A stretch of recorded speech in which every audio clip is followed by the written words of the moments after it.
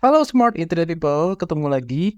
Di video kemarin, di minggu lalu, saya sudah menceritakan tentang pengenalan Microsoft 365. Bagaimana platform ini bisa memudahkan Anda, terutama para pebisnis, untuk bagaimana mengkonsolidasi dan mengkoordinasi komunikasi email dan juga data di perusahaan secara lebih gampang. Di video kali ini, saya akan tampilkan kepada Anda, saya akan demokan kepada Anda dashboard dari platform Microsoft 365 ini.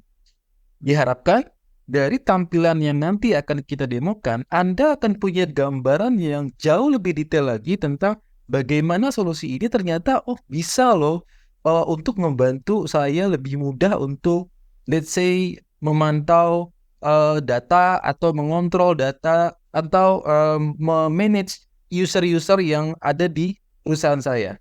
Ini adalah dashboard dari Microsoft 365 di mana di sini kita bisa control everything yang tadi saya sebutkan dalam satu. Di sini kita lihat ada sebelah kirinya menu-menu atau modul-modul yang bisa kita manfaatkan untuk kita bisa kelola organisasi di perusahaan kita. Contoh di sini ada users. Kalau kita klik di sini ada active users. Nah, users di sini itu bisa selain sebagai email, dia pun bisa juga sebagai akses device. Misalnya nih, saat Anda punya karyawan baru, tentunya Anda akan memberikan dia laptop atau PC misalnya. Nah, login PC atau laptop dia itu bisa kita set dari sini.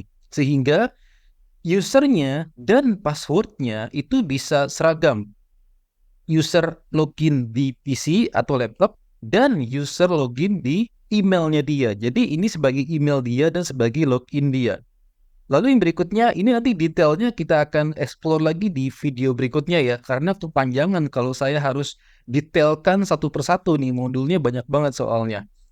Lalu berikutnya kita ada yang namanya menu Teams. Nah, Teams yang kemarin saya bilang adalah sarana untuk kolaborasi komunikasi yang lebih dari sekedar WA group ya.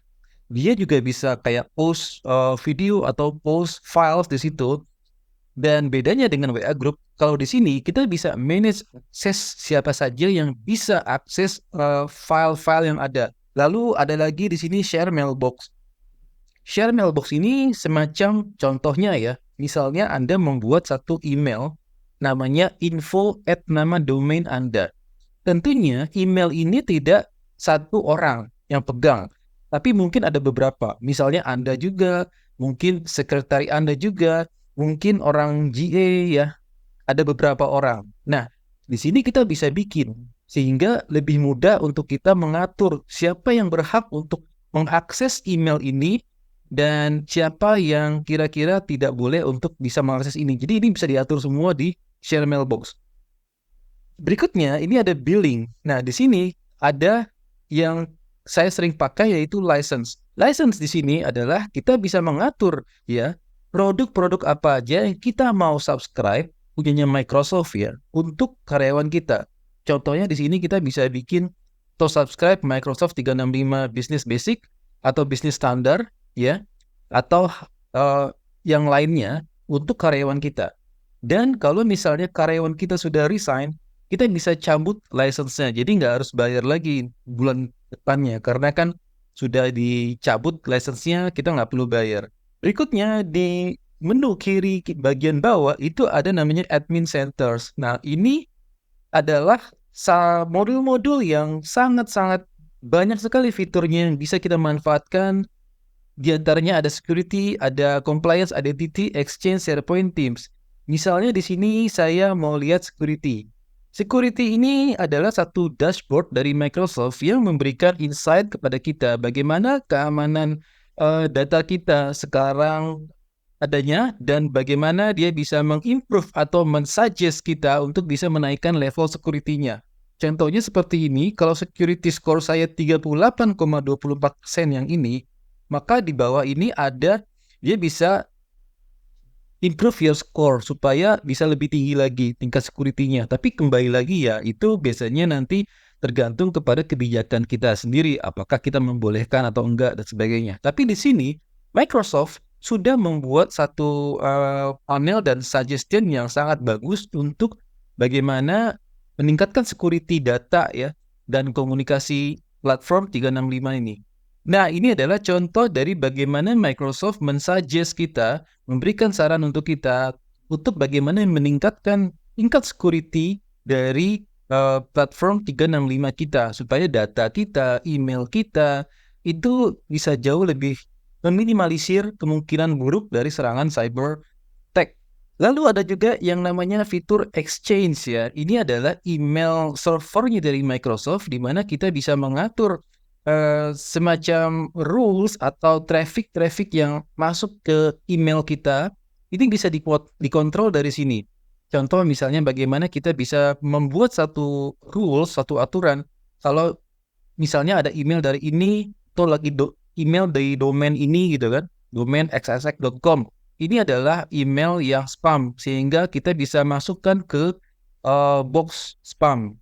Nanti kalau ada email dari itu, maka dia tidak akan masuk ke inbox karyawan. Dia akan memenuhin yang namanya mailbox karyawan. Itu bisa diatur ya. Dan juga kita bisa trace di sini apakah email ini masuk apa enggak. Misalnya ada karyawan yang kirim email atau ada klien yang kirim email tapi di kita nggak masuk, kita bisa trace di sini. Di mana nyangkutnya di email. Semuanya bisa dikelola di sini. Dan masih banyak lagi fitur-fitur lainnya. Nanti kita akan explore lebih dalam lagi. Lalu ini ada yang namanya SharePoint. SharePoint itu apa? Seperti yang sudah saya pernah jelaskan di video yang kemarin, SharePoint itu semacam kita punya satu fitur untuk membuat website lah. Gampangnya begitu ya. Website yang bisa diakses oleh karyawan-karyawan kita. Isinya website itu bisa berupa semacam, misalnya contoh nih, kalau website tentang HR, isinya itu ada bisa kita taruh form cuti misalnya, atau kita bisa bikin kayak misalnya karyawan bisa langsung menghitung berapa sisa cuti dia misalnya. Hal-hal seperti itu bisa kita masukkan di sini. Dan sites ini, SharePoint ini nggak cuma satu yang bisa kita bikin, tapi kita bisa bikin beberapa. Contoh, kita bisa bikin sites buat HR yang tadi. Lalu kita bisa bikin juga sites buat sales misalnya. Jadi isinya mungkin tentang tips-tips sales dan marketing, ada seminar tentang sales gitu kan. Terus ada data-data sales di situ ya. Bisa dari HR, itu juga bisa. Jadi multi-site, banyak site yang kita bisa bikin di sini. Lalu ini juga ada yang namanya Microsoft Teams. Ini dashboardnya yang tadi saya mention di awal. Teams itu seperti sebuah WA group, tapi more than just WA group. Dia bisa lebih dari sekedar WA group. Contohnya dia bisa bikin beberapa channel. Di dalam channel ada sub-sub lagi kategorinya. Lalu juga dia bisa kita bikin ini hanya siapa yang boleh akses, siapa yang boleh download file, siapa yang tidak boleh hanya bisa lihat aja. Itu semua bisa diatur dengan mudah. Dan dalam satu panel ini. Jadi karyawan bisa komunikasi dengan karyawan lainnya, bertukar file, semuanya itu bisa diakses dari komputer dia ataupun handphone dia.